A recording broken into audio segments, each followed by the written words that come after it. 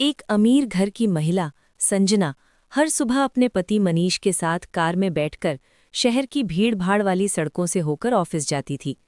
उनके लिए ट्रैफिक बस एक रुकावट था, लेकिन हर रेड सिग्नल पर कुछ ऐसा होता था जो संजना के दिल को छू जाता था।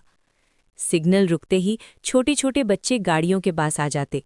कोई फूल बेचता, कोई किताबें, कोई गुब्बारे। उन्हीं बच्चों में एक था कुणाल। उम्र कोई 10-11 साल, दुबला पतला, मासूम चेहरा और आंखों में गहरी चमक। कभी हाथ में रंग-बिरंगे गुब्बारे, कभी पुरानी किताबें, तो कभी फूल। उसकी बातें इतनी मीठी होतीं कि लगता जैसे कोई फरिश्ता सड़क पर उतर आया हो। एक दिन वो खिड़की के पास आकर बोला, आंटी, गुब्बारा ले लीजिए, आपके बच्चे बहुत खुश हो जाएंगे। संजना मुस्कुरा दी। मेरे बच्चे नहीं हैं बेटा। कुणाल ने मासूमियत से सिर हिला दिया। फिर भी ले लो आंटी, सुबह से एक भी नहीं बिका। उस एक वाक्य ने संजना के दिल में नमी भर दी। उसने 2 गुब्बारे ले लिए। कार आगे बढ़ गई, लेकिन कुणाल की मुस्कान उसके मन में रह गई। कुछ दिन बाद वही सिग्नल, वही सुबह। इस बार कुणाल के हाथ में किताबें थीं। संजना ने पूछा, आज गुब्बारे नहीं? कुणाल बोला, गुब्बारे फट जाते हैं आंटी, नुकसान हो जाता है।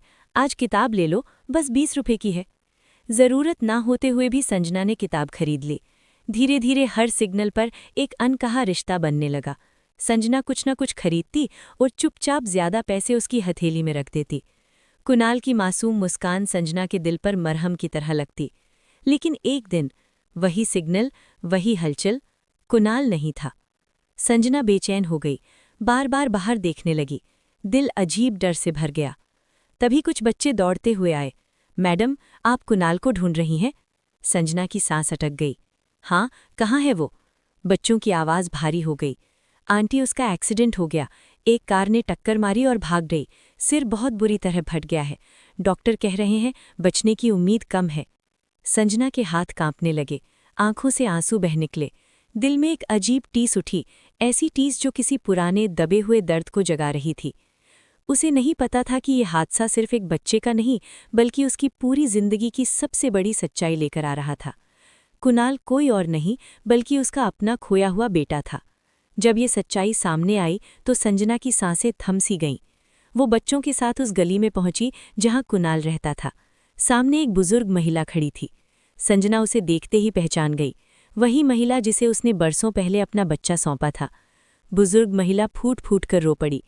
मैं तेरे बेटे को बचा नहीं पाई। संजना के पैरों तले जमीन खिसक गई। कुणाल, मेरा बेटा? महिला ने सिर हिला दिया। संजना चीख पड़ी, मेरा बच्चा 10 साल बाद सामने था और मैं पहचान न सकी। अस्पताल में 3 दिन मौत और जिंदगी की लड़ाई चली। जब कुणाल को होश आया, उसने संजना को देखकर कहा, आंटी, आप आ गईं? संजना टूट गई। उसने उसे सीने से लगाकर कहा, मैं आंटी नहीं, मैं तुम्हारी माँ हूँ। बरसों का दर्द आंसुओं में बह गया। सच सामने आने पर मनीष टूट गया। गुस्से में रिश्ता तोड़ दिया, लेकिन समय ने सबको सिखाया। कुछ दिनों बाद वही मनीष अपने परिवार के साथ आया और बोला, मैं तुम्हारे बिना नहीं रह सकता और तुम्हारे बेटे के बिना भी नहीं। आज संजना, कुणाल और पूरा परिवार एक साथ है। दर्द ने उन्हें तोड़ा जरूर, लेकिन प्यार ने फिर जोड़ दिया।